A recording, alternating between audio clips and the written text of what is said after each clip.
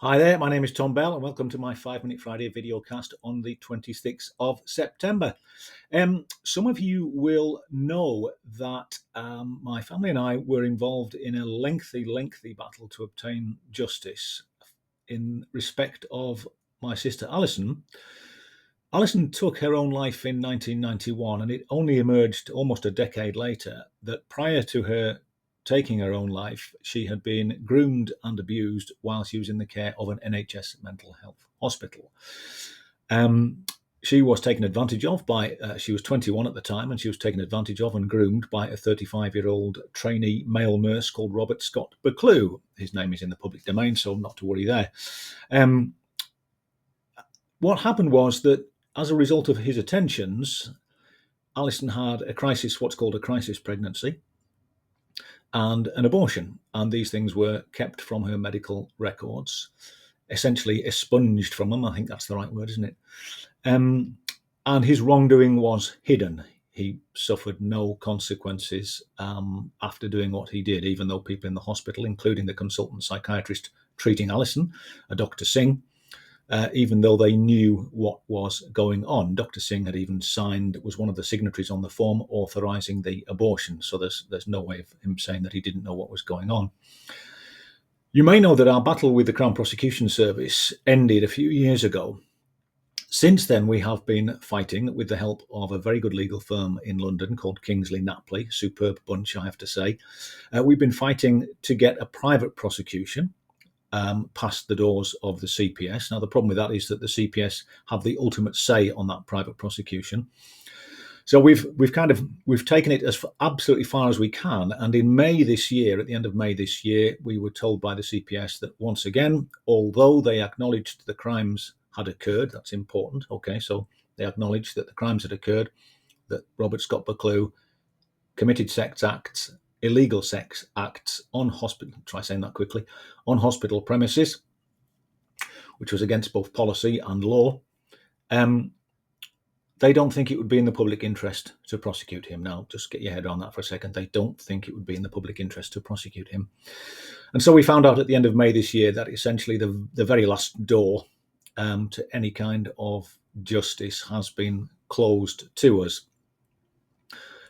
It's a little consolation, I have to say, scant consolation, that we can say that we gave it our absolute best shot. And once again, I would take my hat off to Kingsley Napley, who helped us to try and do that.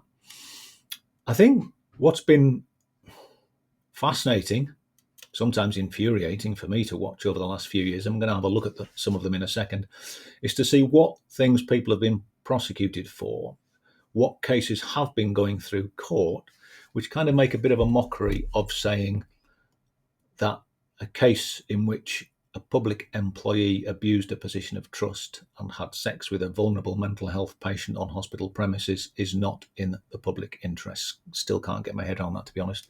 So let's have a quick look over here at some of those things. We've got the obvious ones going on, haven't we? So we've got an 80-odd-year-old woman arrested for priest, 83, arrested at a Palestine Action protest, arrested for peaceful protest. I have to ask, grooming and sexual abuse on hospital premises versus peaceful protest, which is in the public interest to prosecute? I guess I already know the answer to that question, don't I? Then we've got the people who protested on behalf of Extinction Rebellion. And when I say on behalf of Extinction Rebellion, I think they were protesting on behalf of the human race, weren't they? Let's acknowledge that. Again, many peaceful protests. Prosecuting them, years in jail. Some of them were subjected to 4-year jail terms, which I appreciate. Many have been overturned now, but they still served time in prison, and their cases were still heard in court. Is that in the public interest, really? Again, peaceful protest, climate action, trying to work on our behalf, versus older male nurse abusing a position of trust, grooming a young, vulnerable, mentally ill patient and having sex on hospital premises with them. And then, and then covering up the details of what had happened, then we've got all these folks jailed, haven't we, for social media offences. I don't know what's more worrying about this, by the way. I understand that they probably shouldn't have incited people to riot on social media. But what does that say about the people who responded to that? I think it says more about them than it does about the people that posted these things. I think a bunch of numpties who want to post something on social media, which people then respond to, that it worries me more that people responded rather than the people posted it. Yeah. We've got people sentenced here to 32 months and 28 months in prison for allegedly inciting, posting racist messages on social media. I officially think the world has gone absolutely bonkers, hasn't it? So where do we go from here then? So, well, there's nowhere that we can go. I think, as I say, we've kind of given it our best shot.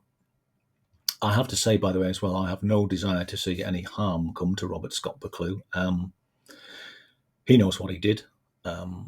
Many other people know what he did. He has to live with that.